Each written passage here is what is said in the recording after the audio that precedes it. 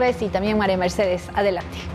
Gracias, Sofía. 7 de la mañana con 38 minutos. Nuestro invitado, Rodrigo Torres, él es coordinador del programa Servir Amazonía. Abordaremos el cambio climático. Perdón, Rodrigo, muchísimas gracias y muy buenos días.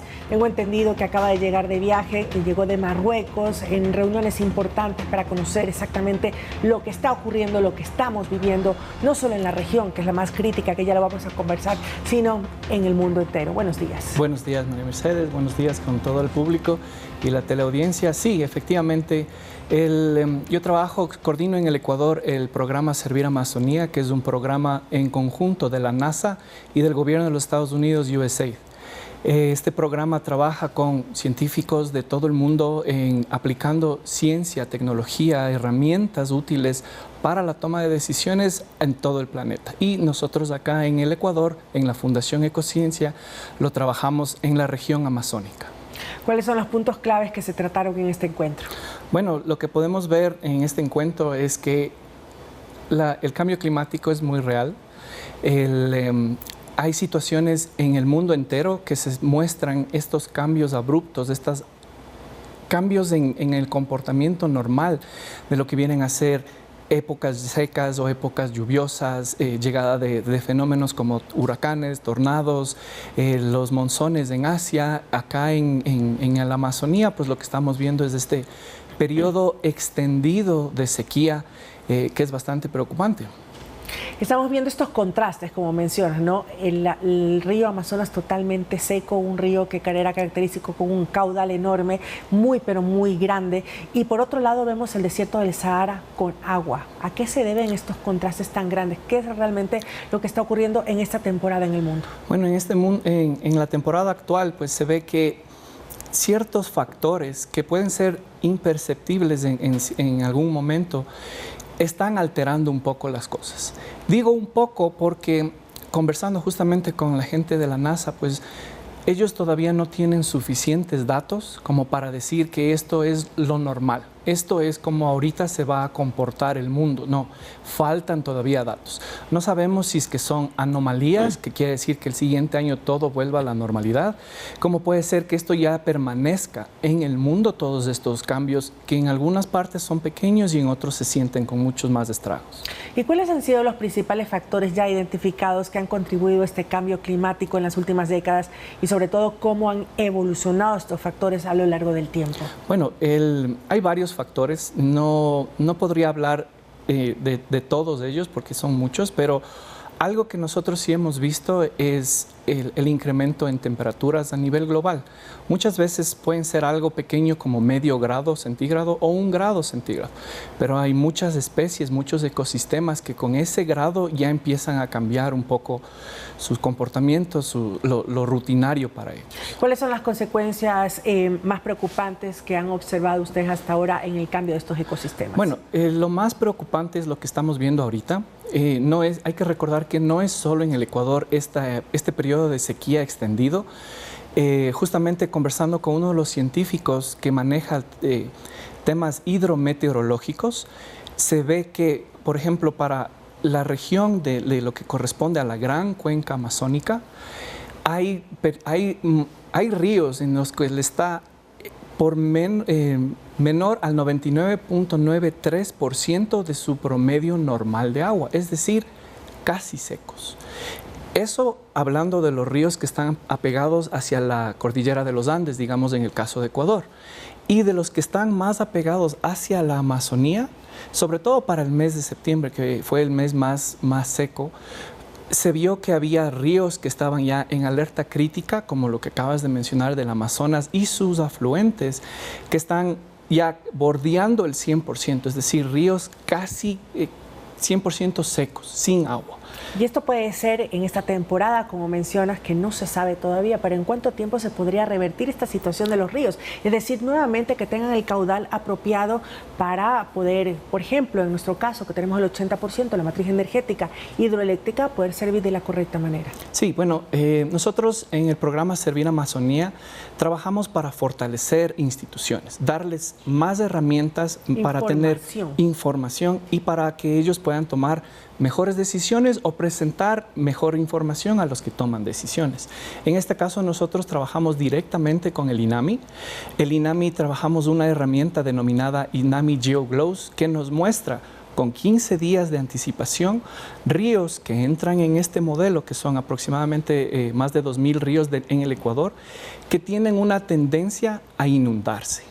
Claro, nosotros tuvimos que adaptarnos un poco. Con el INAMI adaptamos la herramienta y empezamos a mostrar más bien sequías e incendios, que es lo que estaban utilizando el Ministerio del Ambiente, la Secretaría de Riesgos, el propio, entendemos que llegó hasta algunos ministerios para analizar con la mejor información. Obviamente no es la única, hay varios datos que están disponibles, pero con el fortalecimiento a la ya gran capacidad que tiene el INAMI, ellos han utilizado esta herramienta junto con otras para mejorar un poco el trabajo que ellos hacen. Estas herramientas son satelitales, sí, con también el fortalecimiento y la ayuda de la NASA, o sea que son datos fiables, certeros, con los que se cuentan acá en nuestro país. Sí, son basados, obviamente por el link con la NASA, pues son datos satelitales que tienden a, primero, brindar información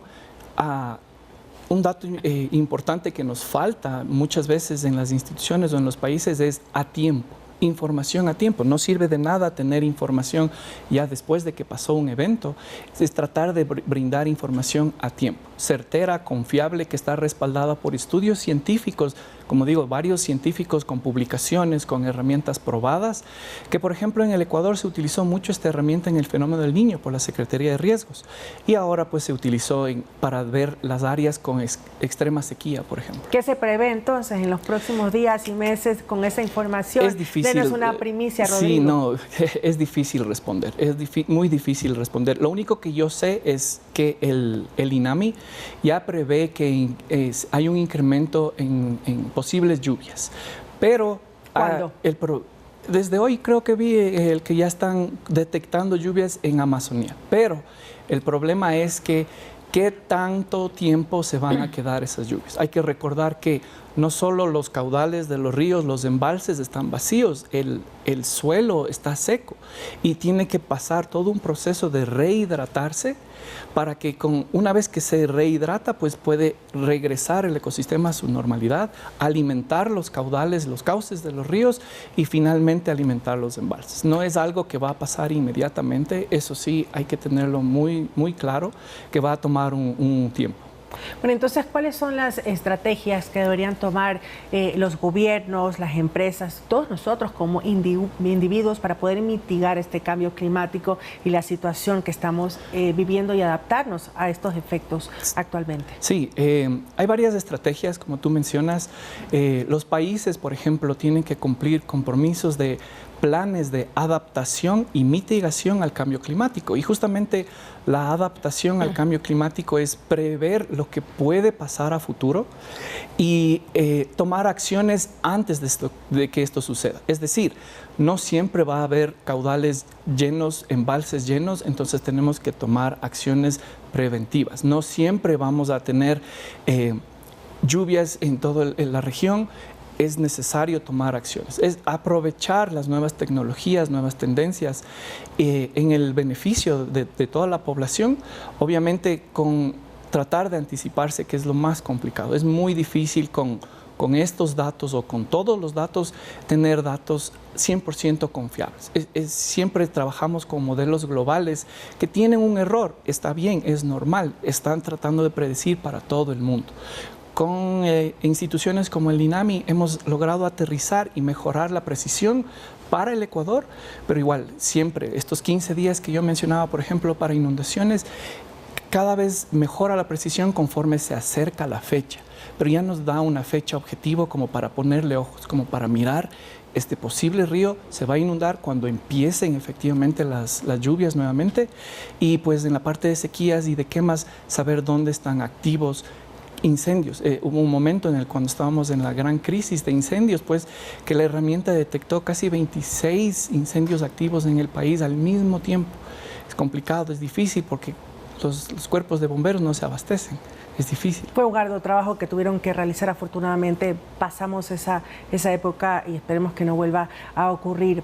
Mencionaba sobre estos impactos que estamos teniendo en el mundo, sobre el cambio de la temperatura. Y decía, pues puede ser un punto, medio punto, pero sí hay cifras en las cuales debemos el mundo mantenernos y son objetivos globales que se han planteado. ¿Cuáles son? 1.5, menos de 2 también, este aumento de los grados de temperatura, Rodrigo. Bueno, hay varios estudios, ¿no? Hay varios estudios porque hay que recordar, es muy difícil hacer estudios completamente globales. Generalmente son estudios bastante puntuales en países o en regiones. Entonces, estos datos pueden variar. Hay un consenso casi que mundial en el que llegar a 3 grados, por ejemplo, es extremadamente, ya peligroso. No se puede hacer nada. Entiendo que el año anterior y este año subió 1 grado en promedio el planeta, lo cual ya se ve un poco estos estragos. No sabemos si 1 grado sea completamente ya un punto de no retorno.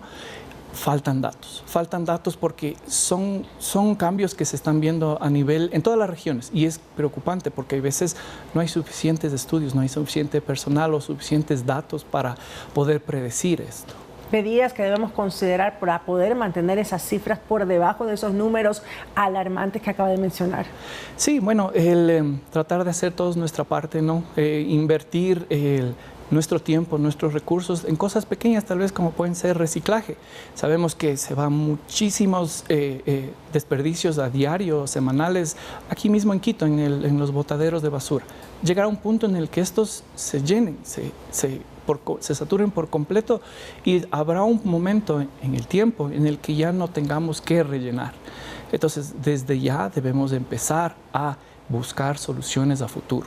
Siempre estos modelos, estas proyecciones son a 30, 50 años, porque es lo que se calcula que llegará un punto en todo este periodo de tiempo en el que ya no habrá, por ejemplo, hablando de las ciudades, ya no habrá que rellenar. Entonces, ¿dónde va a ir esa basura? Entonces, desde ya se deben empezar a pensar en estos planes de adaptación y mitigación al cambio climático. De acuerdo a lo que ustedes observan satelitalmente, la información que manejan, esta sequía va a mantenerse por tiempos mucho más prolongados que en épocas anteriores. Es decir, nosotros tenemos que buscar entonces otra matriz energética, desligándonos de los ríos y de las hidroeléctricas para poder tener el suministro energético en nuestro país. Bueno, ¿sería esa la vía, Rodrigo? Siempre es bueno diversidad, es bueno en muchos aspectos y sería, claro, bueno tener varias opciones.